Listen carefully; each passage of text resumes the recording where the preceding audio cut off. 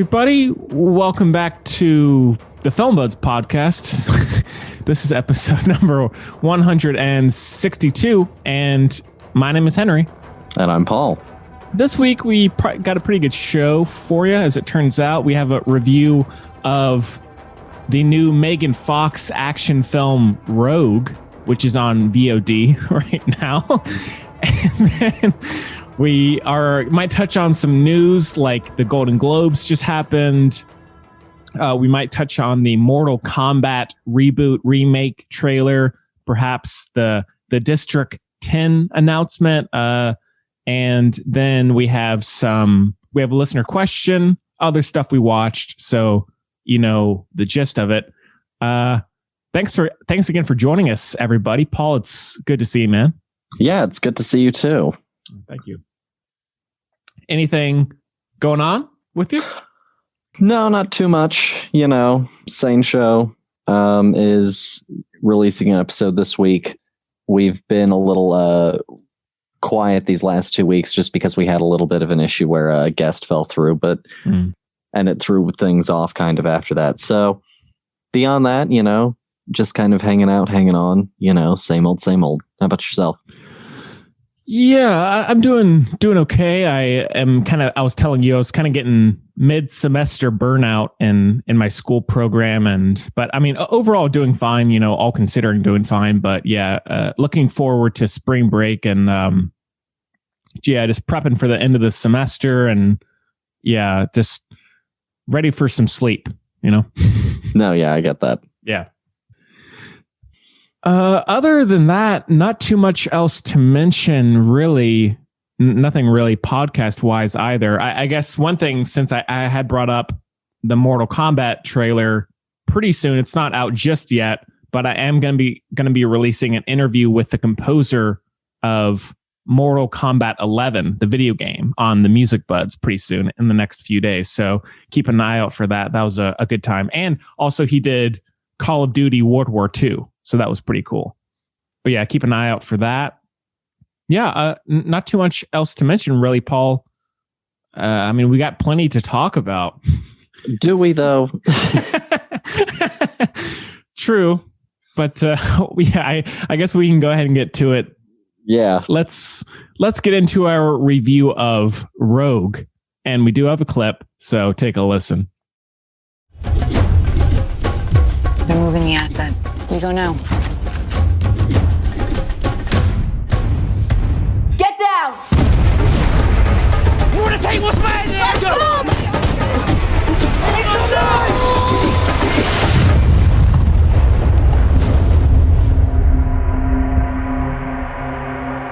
We lost the Osprey extraction. We have the governor's daughter. I promised I would keep her safe. We have a militia group in close proximity. They will come for us. I wonder what this place is. No one here. Okay, but where did they go? Looks like the driver was cut up and dragged out. About what? Okay, so as I said, Rogue is on VOD now, and it's directed by MJ Bassett, and it stars Megan Fox, Philip Winchester, Greg Crike, Brandon Arrett, Jessica Sutton, Kenneth Falk, Isabella Bassett, which I think is the director's daughter, Adam Deacon, and that's about it. And the synopsis is O'Hara is a mercenary leading a squad of soldiers on their mission to rescue hostages in a remote part of Africa. That's horribly written. Unfortunately, the mission goes wrong and the teams are stranded, forced to survive against the local rebels. So, well, this one has obviously made huge waves. You know, it's a hit for sure. Uh-huh. I mean, Megan Fox is an absolute, you know, box office draw for sure. I saw this one recently, and if you caught the last show, I just kind of shot it out of the blue for a review, and Paul was gracious enough to watch it. Naive, foolish. Yeah. Unknowing. Tomato there. So Paul, do you want to kick things off or? You know what? I'll let you start. Thank you.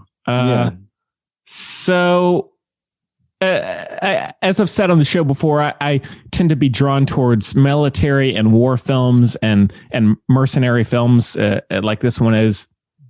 And so I had a bit of an interest in this when I heard about it. I think Megan Fox is okay.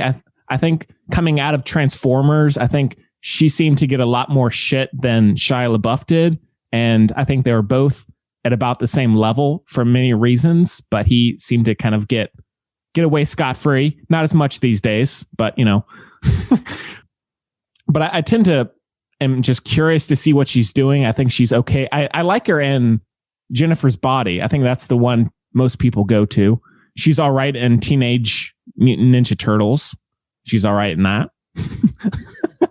I'm not really selling it here. But anyhow, I was curious about this one. And how is she here, Henry? Well, funny. I don't think she's, compared to everybody else, I don't think she's horrible. She doesn't, I think she kind of has a decent action hero presence a little bit. She's not Charlize Theron or anything like that, but I think she did all right as a mercenary. But I think it's everything else around her that is the worst. Like, and I think honestly, my least favorite part about this movie, I didn't totally hate it. I thought there were parts that were okay, but my least favorite part about it was that almost the whole movie takes place at night in one location. When it first starts out, it kind of seems like it's going to be this almost Mad Max trek across the desert. I was like, okay, I'm in for that. But they get to this house or this farm, and you're there for the rest of the movie pretty much. And it's at night. You can't really see much, and it really bogs the movie down. And so overall, I wouldn't say you got to rush out and see this one. I mean, if you're vibing with the mercenary vibe, maybe give it a look. Megan Fox is in it, but no. So I wouldn't say I liked it. Henry, I don't know why you keep making me do these things, watch these things. I don't know what I did. It's fun, I don't know why this is my, Sisyphusian boulder, but I guess I'll keep pushing it. So this movie is, first off, I guess you're right. Megan Fox isn't necessarily the worst part, but that's because this isn't necessarily really like her character type, the way that it's done, like the way that it's written exactly. Also, this thing has like about a bajillion different production companies, which 100% means that this was like a lot of different people investing into it, kind of making this thing happen. This is very much sort of independently made kind of thing that managed to get its way onto VOD. And it's also on Hulu as well. If you is have it? Okay. A Hulu subscription. Yeah. There goes my like $3. So yeah, where to begin? So it's, I remember all the way back in college, Matt Barr once in a screenwriting class that I had with him started going on this whole thing about like specificity, right? And how it's important to be specific. The location is unspecific. It's just somewhere in Africa, and you can remote. Oh, good. I'm glad that we've clarified the massive fucking continent that is Africa down to remote. Yes. So, your location has to be to a certain extent like a part of a character, and like this movie, even on just like a regular scene by scene, moment by moment basis, has no sense of geography. I couldn't tell you where the radio house is within location to the main house, within location to the lookout stand, within location to the front gate. It's, irrelevant. Yeah, within relation to the little fucking house thing that ends up having the cubs in it and stuff. So this movie also suffers from lack of specificity with its characters, right? Everyone is just some sort of vague ethnic identity. And it's good to have your characters represented, but also don't just put people in there just to be like, oh, good, we checked the box, and it's even worse when also you have an Asian character in there and he's referred to by, Chinaman by at least 3 times, Yeah. That was brutal. Maybe not the best. So it's a straight to video movie. I guess if I could say anything, that's the best thing that I could probably say for it. And if that's the kind of thing that you're in for, is you completely accept that level. You actively are no, that's good for me. Bombs away, because you've got a great fucking movie with you with one of the worst CG lines I've seen since first, Resident Evil with its CG dogs. Yeah. So it was terrible. Oh my God. Now, how do you feel about Megan Fox overall? Okay, so first off, actually, this is a great opportunity for me to address the second issue that I have with the movie, which is that, so Megan Fox is fine, right? Megan Fox, I enjoy well enough in certain things. I thought that she was fine in the first 2 Transformers films. I think she gets away a little bit sort of beaten up because of the bad press that she got around, her comments about Michael Bay, but also she was a young fucking kid at the time. So, yes, she runs her mouth. She's famous. It runs viral. Things go wrong, It's a learning process. So I think that she does fine here. The issue is that the character isn't necessarily written all that well for her. It doesn't find a way to, I think, help get her into the character.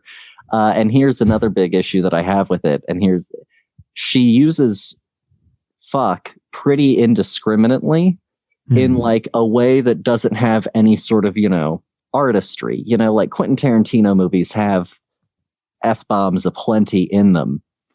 But they're impactful usually, they're used sparingly, they're used organically. Here, people are just sort of dropping it into sentences. It feels very much like, late high school, early college, screenwriter who just, had the brilliant idea to start using fuck in their screenplay. And, everyone's guilty of it. Everyone's written one screenplay. Everyone who has written a screenplay has written one screenplay where they swore too much indiscriminately when they were young. Yeah, been there. Get it out of your system. So, it's fine, but that's how it feels here very much. And so, she's sitting here and she's saying all of these lines and she doesn't feel connected to them in any kind of way. And, I think the big issue is just they needed to go through and retool it a little bit with a little bit of warmth, because I don't think that she could play completely cut off. It just comes across as flat, Yeah. And so I think the movie is just all right. Another big issue that I have is at the very, very end. Can we talk about the message at the end? Please. Okay. Spoilers ahead here. Yeah, spoilers ahead. So at the very, very end of the movie, it turns out that opening scene that you saw where you see a whole bunch of lions get, viciously killed and hunted and butchered and slaughtered. At the very end, it's like, hey, loads of lions are poached legally every year. And, they use all of these bullshit terms and ploys to make it sound like it's good, but really it's shit conditions and terrible and bad for the animals, which is important and a good message. And I'm fine with that. But here's where you hit sort of the rub, right? Movie Jurassic Park 3's us. We've got the raptors chasing us the whole time, and they're meant to be our sort of horror character, our villainous, almost Jason Voorhees-like force of nature, unescapable nature coming to punish you, blur, blur, blur. And then at the very end, it's like, oh, it's because of the babies. We have the babies. And I think that for me, that message at the end kind of landed a little flat, because also we've had these animals, be these sort of, ruthless, or this one lion. I'm not sure if it's one or two lions. It's a little non-specific. running around, being one of our primary kind of antagonists for our heroes for a majority of the final act of the movie. And then it's like 30 seconds of motherhood, and we completely forget that she ate the Russian guy.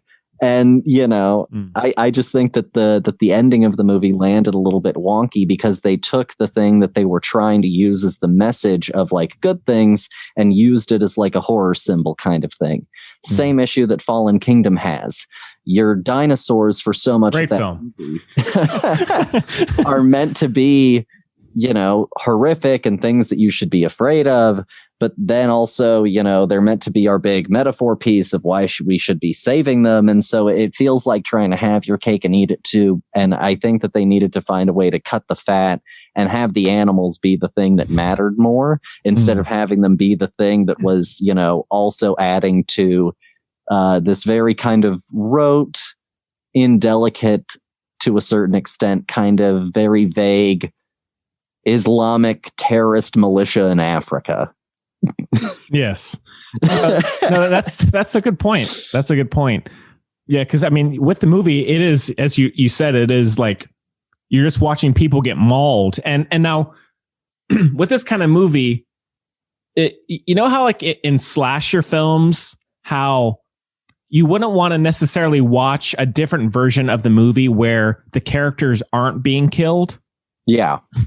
That's kind of how it is in this. Like, everyone is already so kind of either annoying or terrible. They're just kind of waiting for them to get killed off. Yeah. But therefore, that message of the lions always attacking them doesn't really work because it's like, okay, so should we care about these animals or not? I mean, they are killing people who we kind of want to be killed. We're rooting for that. But nevertheless, it's still the message is a bit iffy. Yeah, it gets, I think, a little conceptually clunky. Yes, he's planning, or he or she. I'm actually not too sure. The director, she's planning a second movie that is called Endangered Species. Sequel? No, it's about a family who goes out on safari and their safari vehicle gets overturned by a rhino that's protecting her calf. And they end up stranded out in the safari, out in the wildlands. Another single location? Who knows? And they have to now survive in a location where, to quote, I think the synopsis officially, they're the lowest animal on the food chain. Oh. So that's the planned sequel. So this is clearly like this director's niche. Yes. I looked into her a little bit. She's done a lot of. She did one movie back in like 2001 or something called Solomon Kane that had, oh God, is it James Purfoy? I think is the lead. And she's done quite a bit of television. She did a lot of like Ash versus the Evil Dead, the TV show. Yeah. Have you seen any of that show? I have, yeah. Love it. I like it. I think it's great. Yeah. So I just think that I think the first thing that needed to be addressed was the script. I think it needed to be given some specificity so that way we could be a little bit more clear about who this group is, where we're located in Africa, what kind of geopolitics we're dealing with, just by putting it somewhere in Africa, we can at least kind of, go like, okay, what are we dealing with here? And I think that on top of that, they then needed another pass. I think you're right at the characters because they often, I think, didn't interact the way that people should interact. And I it was so obvious. It was so telegraphed when we were also going to lose one of these people. Right. It couldn't have been more much like a horror film. And that's kind of the weird thing. Like the movie is a shooter, military, kind of style film, except for this little bit in the plumb middle where it's like Act 4-ish kind of, where it becomes a slasher. Yes. It's lit like a slasher film. It has that very much like we're kind of more in a horror aesthetic thing. And you constantly know when a character is going to go. So, I just think that it needed, the concept isn't the problem. It needed tweaking. It really needed hammering out, I think, a little bit. It does have some Predator vibes for sure. Yeah. But it's tries to play it too much in a realistic world to where it doesn't really work. Yeah, and also my favorite stupid death, probably of anyone. Let's play a game. Favorite stupid death. Oh. I'll go first. So my favorite stupid death is, it's not how he dies, but it's what leads to the circumstance of his death. So I'm counting it. It's a slow burn how he dies. Is Bo, the Asian guy who witnesses what I call the elephant ballet. Oh yes, I was thinking of that one myself. Yeah, so he sees very the Terrence elephant. Malick. Let's do some whimsical imagery right here. And so then he dies while monologuing to himself, Yeah. What would your mother say about this, Bo? Oh, well, she'd say, turn around. Oh, damn.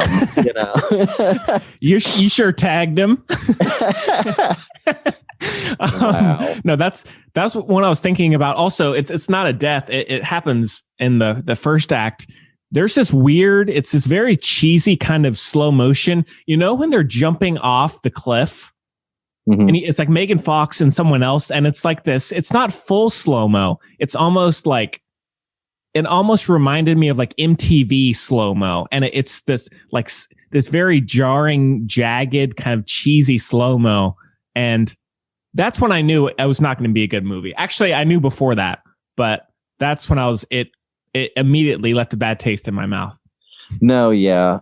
The other thing about the movie is I feel like also maybe the message rang just a little bit hollow for me as well, given that at the end of it, literally the only people left standing were the white people. I think that also maybe took a little bit of the steam out of it for me. Sure. Because like at the moment that I saw the other woman, I was like, she's not making it out of the first act. And I was right. And so like, then you just kind of watch, the obvious ethnically ambiguous funny guy who's going to die very quickly. The Slipknot, if you will, of the whole thing.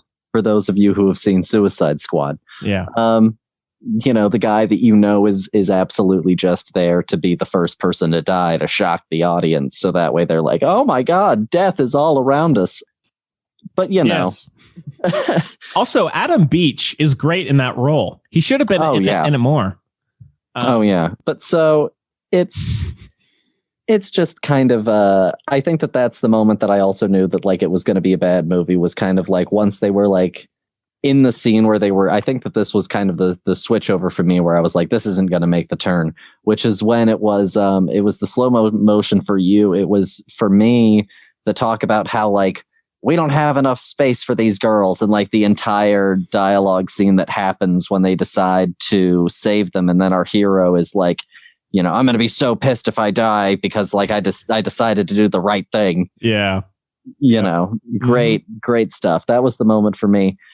And look, I know that I'm hitting on this film pretty hard, but like Paul hates it just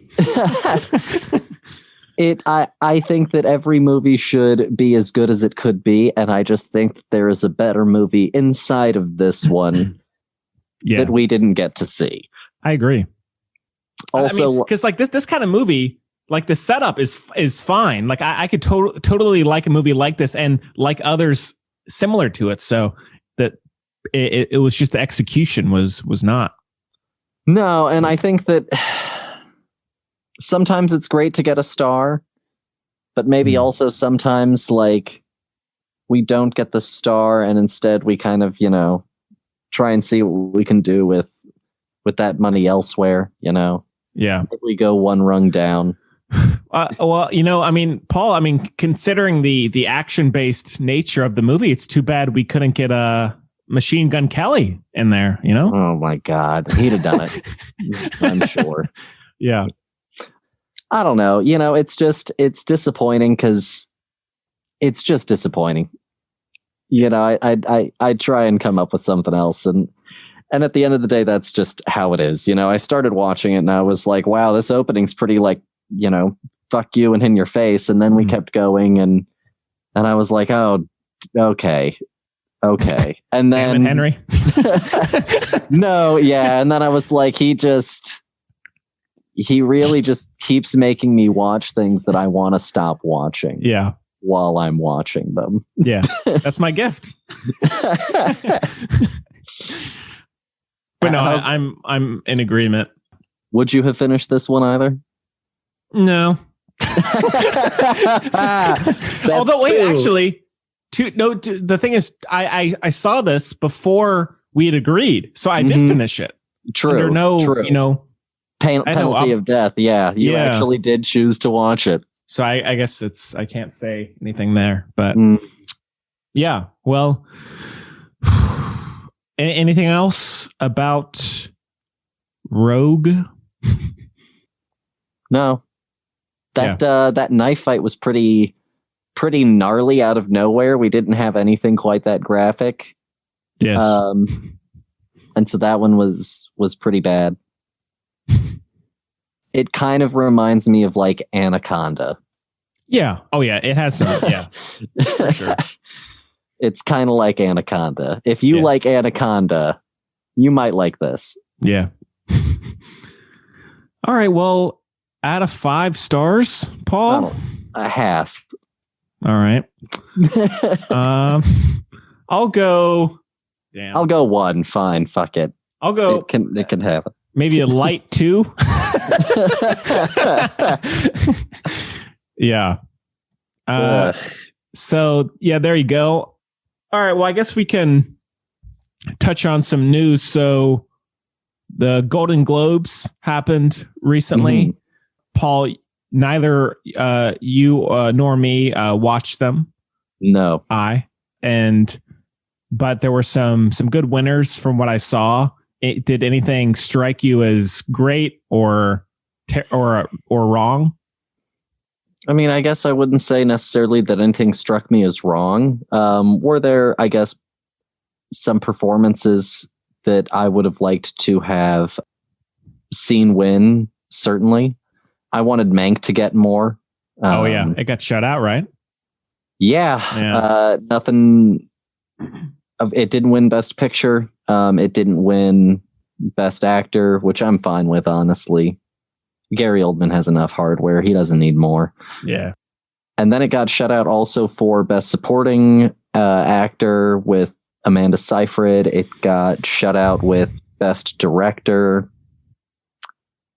And I think it got shut out at Best Screenplay. Yeah. So that's a bit of a shame, but I'm glad that Daniel Kaluuya won. That really got me hyped.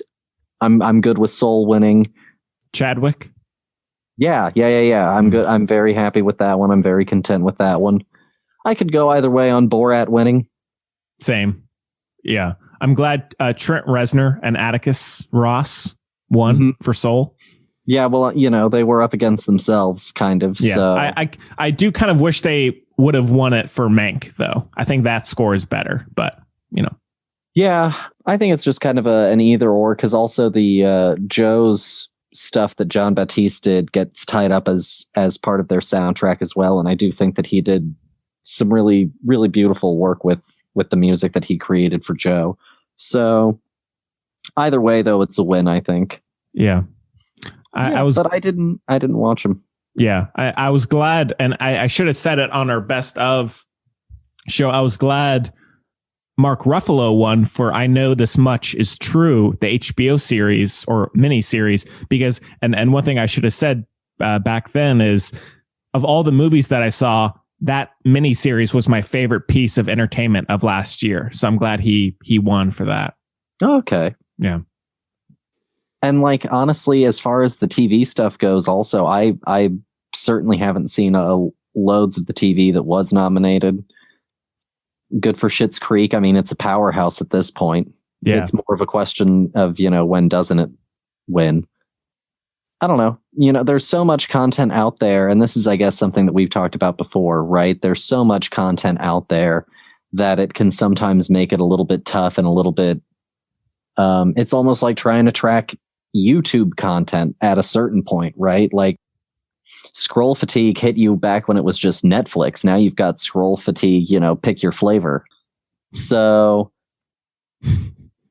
it certainly is tough to keep up. I'm not saying that none of the stuff that was nominated or won is undeserving or anything like that, but there is just so much content out there And there are so many pieces that have shown also that like a lot of the people who are in award season stuff haven't even seen a lot of this stuff, and that it's a pretty crooked kind of scammy thing, you know. There's a great piece out there, I've talked about it, where Harvey Weinstein waged a prolific war against Saving Private Ryan so that Shakespeare in Love could win. Oh, right. Yeah. So, and you know, you look at this year and there was all of the hubbub over the fact that no one involved in the Hollywood Foreign Press Association was black. And so, you know, I feel kind of meh on award seasons, and like I didn't have enough time to watch all of the stuff this year. And so honestly, also in the middle of a pandemic, I didn't feel the award season spirit, you know? No? Yeah, no, I'm the same way. I didn't see Nomad Land, which won. I haven't seen even seen Borat yet, and then I didn't see, is it Minari, the foreign film? I haven't seen that, so I've been kind of slacking, but I will at some point with all those. So yeah, I'm in agreement there. I don't think anyone is really. Yeah. So. All right. Well, you want to touch on Mortal Kombat, Paul? Sure. I guess I'll take this one away. So, please. I have played Mortal Kombat games, though I am not a Mortal Kombat fan. I don't really care about the lore. I know that there is lore. It's not for me. I wouldn't worry. No, and like also it keeps on getting sort of rebooted, you know, because like what was it? Mortal Kombat 9 was kind of like a reboot in its own way, and then so was, or was it 10 was? Who cares? It doesn't matter. Someone I'm sure listening knows.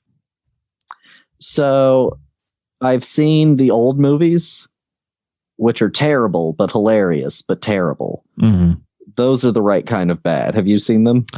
So funny thing, friend of the show, Sky, he actually had me on last year to review the first one, but that episode never came out. I have no idea why. Oh, and weird. So I did see it for that reason, and I'm in agreement with you. I haven't seen the other one, but I have seen the first one.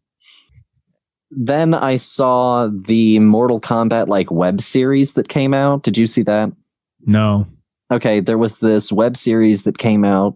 I'm blanking on the director. I could probably like look into it real quickly if I wanted to right now. And it did really well. Like you were able to go and buy this web series on Blu-ray for a short period of time. And so, and it was pretty good. Like, you know, as far as Mortal Kombat content goes, like I really enjoyed it. I thought that it was fun. I thought that it had the right kind of campy, but still taking itself seriously, energetic kind of energy. And I really liked it. And then season 2 came out, and I fell off on season 2. It was called Mortal Kombat Legacy, and it was developed by Kevin Tancharoen, Todd Helbing, and Aaron Helbing. Okay. And it was directed by Kevin Chantaronen, uncertain on that pronunciation. Sounds right. And so season 2, I think, ended up having some recasting, and it got a little bit bigger. And for some reason, I just like fell off with it. I don't know why. I never saw season 2, but I liked season 1. And then they announced like, you know, a Mortal Kombat movie, and I was like, yeah, maybe. And I saw the cast and I was like, yeah, maybe. And then I saw the trailer and I was like, oh, fuck no. Sure. How did you feel? Well, first of all, one thing we should say about the movie, because we were talking about it last week, it's produced by Hollywood King, James Wan, Paul. Uh-huh. I mean, of course, we have to be excited for that. In terms of the Mortal Kombat world, I played it from time to time, never religiously. I don't know any of the lore, and so I really am pretty removed from it. I think parts of it are interesting, but for the most part, even in terms of the games, it's rare I play purely like just fighting games. I prefer more like story campaign kind of based games as opposed to something like this. Nothing against them, but just personal taste. I think the movie does not look very good, sadly. I think there are parts of it that are interesting. I mean, I guess the big thing with this is that there is the R rating, and there is going to be a lot of blood and gore, and a lot of limbs flying off and all that, which is fine. It can be fun, but really, I'm just so worried that we're going to get to that movie and there's going to be so little to offer. There's going to be a few minutes of really cool fighting, and then the rest is going to be plot. Then it's going to be punching. And it's just, I'm not really, it's not one on my list for sure. I'll see it. But no, I don't know if I'm excited for it as others may be, sadly. Well, I think that this, not to disparage anyone's body of work or what anyone does for a career, and I'm sure that he's very good at what he does. But I think that where you can kind of get a little bit of headspace on where this movie's being made from, where it's coming from, where it's at. This movie is being directed by a guy this is his first film. It's a feature film debut. And he is most known for doing commercials, in specific commercials, the live action commercials for video game brands. Oh, so we're going to have a Suicide Squad kind of situation. So to me, it almost feels like we're getting someone who knows how to make this look right on screen. However, that does not mean that we are getting something that is good. It very likely means that we are getting something that is very much designed to be a product. Yeah. No, I agree with you there. And also, one thing I noticed, is the tone. It's pretty serious for the most part. And I feel like if it's more than 90 minutes, it's going to be a slog to get through. Because that plot, unless you're completely tied into that, it's going to be really bland and overly complicated. Probably. I haven't seen it yet, but I am worried about that dark tone that it's just going to be. I have a hunch that it's going to be very monotonous. Yeah. Also, I'm not sure what the budget is of this movie, but I wouldn't be surprised if it was low, and I wouldn't be surprised if it is noticeable. Yeah. Yeah. Well, that one comes out in April, so keep an eye out for that, maybe. Oh, don't you worry, dear listeners and Henry, dear co-host. I'm already working on, so that way we cut out on some of the back and forth of, well, what would you like to do this week, Brian? Of the end of my favorite part. Well, we can keep at it, but I'm going to go and I'm going to come up with a calendar that has some options for us to draw from of what's out around the time, what sounds good, some throwback hits, and I'm going to put together a whole calendar so we can at least make it a little bit more focused every week. Paul, that's not what people like. Well, I'm trying to cut down on the number of rogues I have to watch in a year. No, I appreciate it.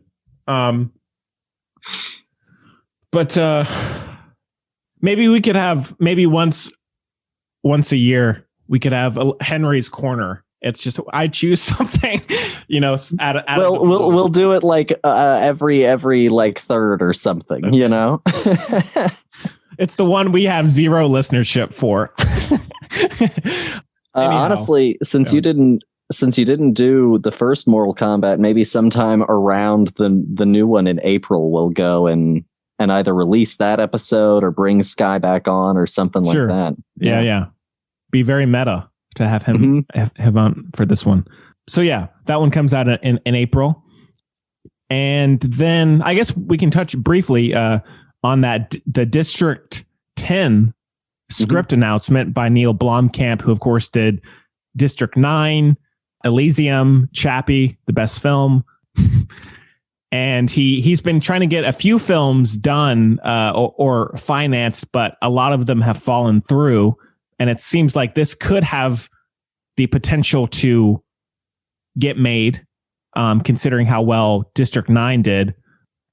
but he has officially said there is a script for it, and he's, working on it and trying to find the right time to do it if he can. So, Paul, any thoughts?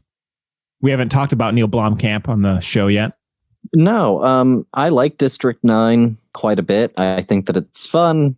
I think that it's exactly the movie that he wanted to make. I think that he and Gareth Edwards kind of come from that same, I feel, vibe of a guy who had a big budget movie and ended up doing a lot of the big budget effects themselves. Gareth Edwards with what was it, Monsters? Right. And then Neil Blomkamp with District 9. I love the movie. I think it's great. I like Elysium. I think that it's fine. I think that it doesn't hit as hard in any kind of way. And I think that Chappie is fine. It's the least of the three, but I also don't think that it's quite the disaster piece that like a lot of people try to play it off to be. Yeah. It's got some okay things in there. Yeah. Execution may not be perfect. Prime choice for Henry's Corner. But no, go ahead.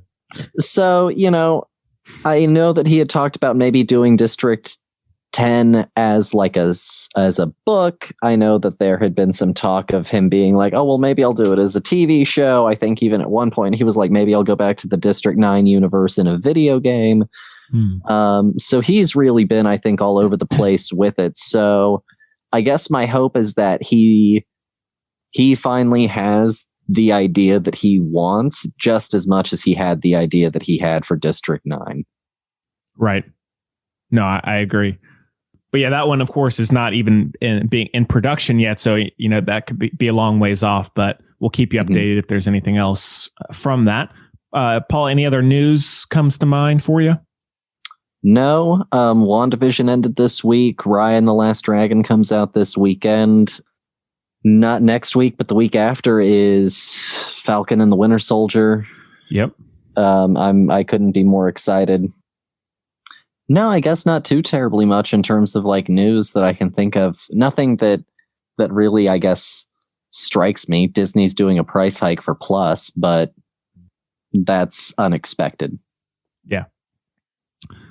All right. Well, I guess we can move on to a listener question. So the FilmBuds podcast at gmail.com is where you can reach us at. Also Facebook, Twitter, and Instagram at FilmBuds, and also at thefilmbuds.com. So you can just follow us there and keep updated with episodes and fun posts. It's very active.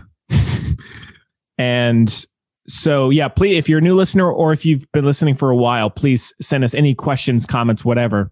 Love hearing from you. And the one we have this week came, I think, about a week or two ago since we were doing the other shows. So thank you for your patience, listener. This one comes from Mia from Toronto. So a little bit of an international audience there. Good. We got further out. Cross the border.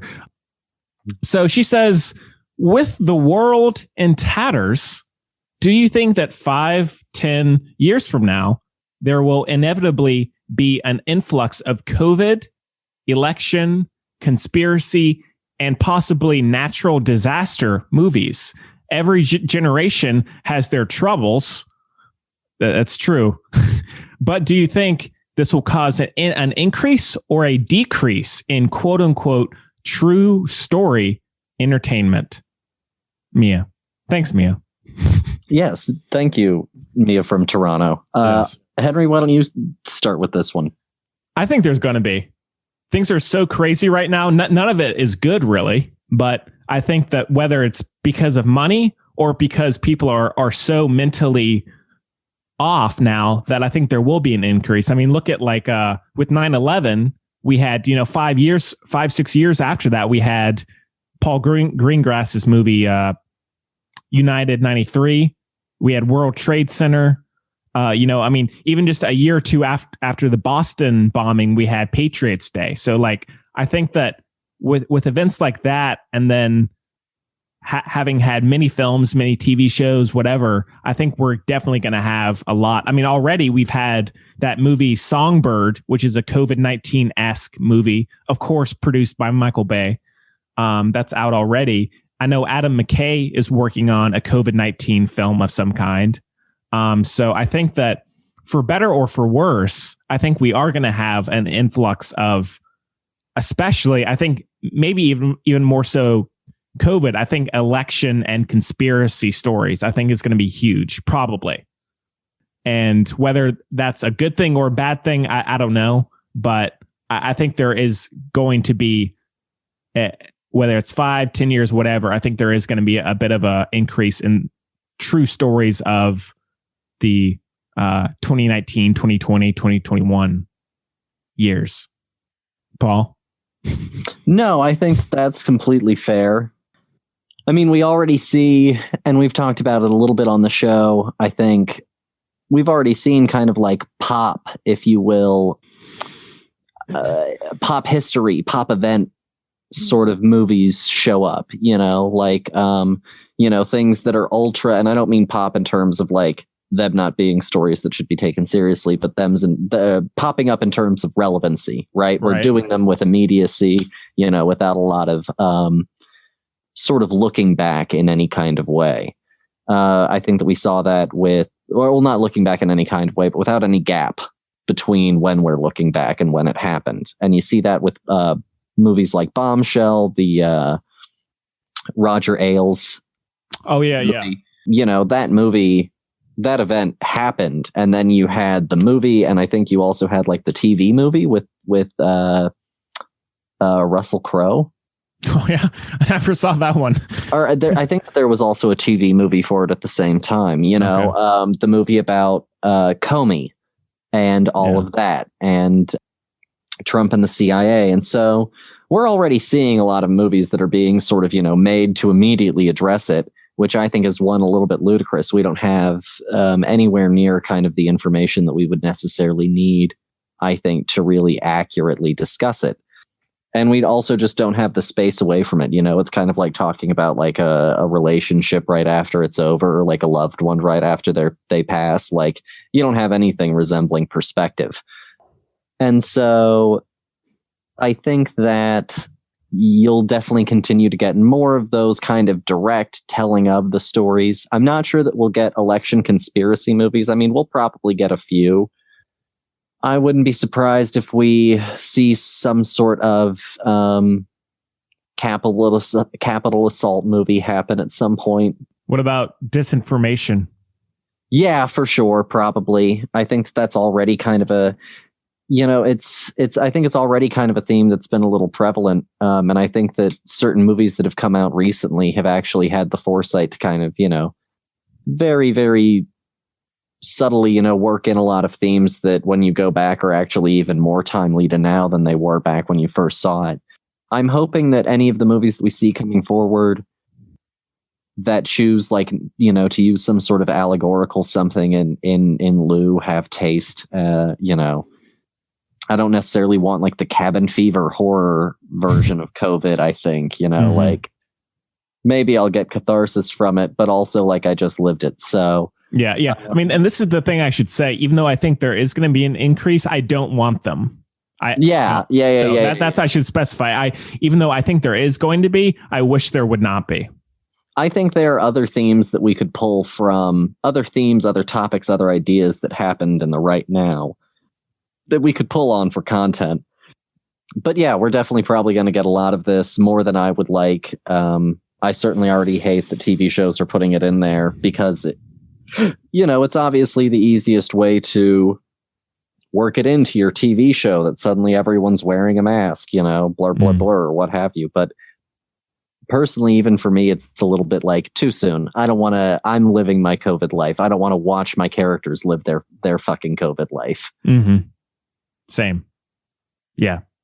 So yeah, I think it's going to happen, but I'm hoping it's either not too soon or too, I hope we don't get drowned in these stories, I know people need an outlet and it's going to happen one way or the other, but I hope it's nothing too crazy.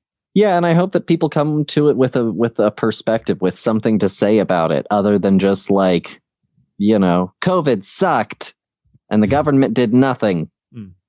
Yes, thank you. Yeah, that's the new Netflix movie. Yeah, I was aware. Yeah. Can you tell me something different?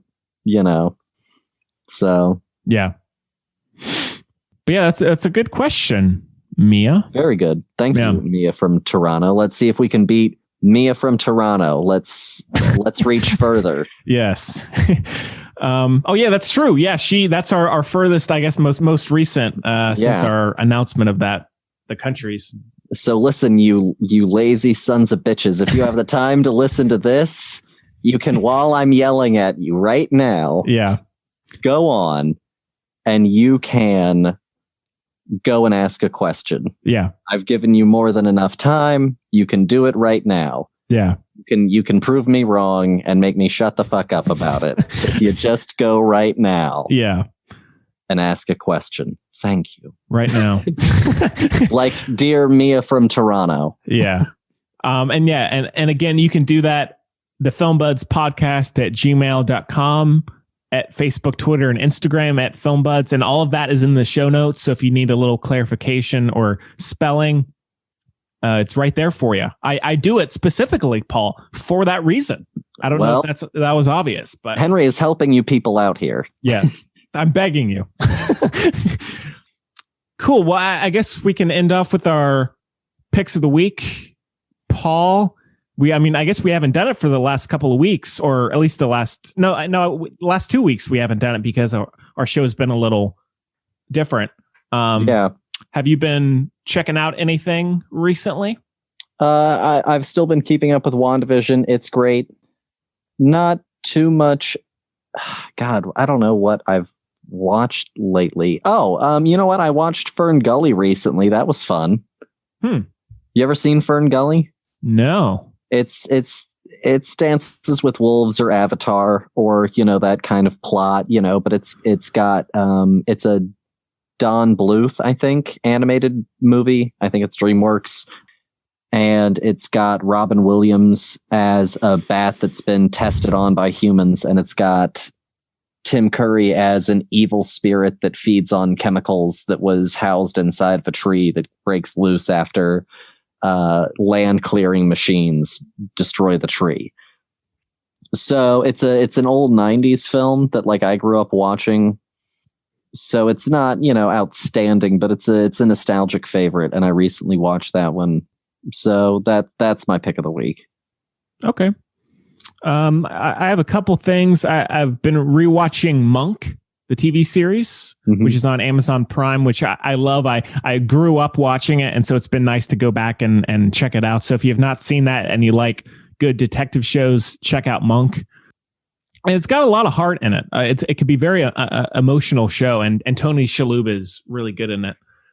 Then I rewatched Signs, which is also on Amazon Prime, which overall I still enjoy. That reveal at the end just kills it. I mean, that CG is not good, but everything else leading up to that is great, I think. The opening credits, amazing. For one thing, just kicking things off. But no, the overall movie is good. I'm looking forward to his upcoming movie. Then I rewatched Ad Astra, the Brad Pitt film, which I reviewed on the show way back when. And I liked it a little bit more this time around. I think the big thing that still irks me is there is way too much voiceover. It really intrudes on the movie and the kind of calmness of the movie. But overall, it is really interesting. Paul, have you seen this? No, I have not. Okay, I'd be curious to see what you think. But yeah, still not like a masterpiece like some people claim it to be, but liked it a little bit more. And then lastly, I rewatched Shrek the Third. Paul, oh God, you seen this? Yes. Okay. The movie is not amazing overall. The high school sequence is, I love it. When they go into the magical high school, it's great stuff. But still, I love Shrek 1 and Shrek 2. I'm a big Shrek fan. And so I guess I have a bit of a soft spot for this one. It's not a brilliant film. I wouldn't rush out to see it. but it's got a couple moments. I was laughing, Paul. Well, I'm glad someone was. Yeah. So that's it for me, I think, sadly. All right, not bad. Yeah. All right. Well, I guess that about does it for the show this week. Now, next week, Paul, I know you had brought up some ones last week to possibly do, and I know that you've already just mentioned some new ones coming out. Is there anything in particular you're looking at? You're feeling? Right now, I'm leaning toward you and me trying to do a WandaVision review. Okay. I will get busy then. All right. Yeah, so that sounds good for next week, WandaVision. And since, as we said, it is completed now, then we'll try and review the whole show. So rather than just, the first episode or two. And so definitely tune in for that. It's going to be great, I'm sure. And yeah, well, Paul, man, I mean, it's always nice of you to take the time. And thanks again for watching Rogue. Yeah, no, at the end of the day, there are worse ways to be spending my time, I guess, I bitch about the movie, but, I could have been doing something far more unpleasant. A few. So, Yeah. Cool. I was glad to do it in the long run, and I'm always glad to be here. That's good. All right. Well, yeah, we hope everybody enjoyed it, and we'll see you next time. Have a good one, folks.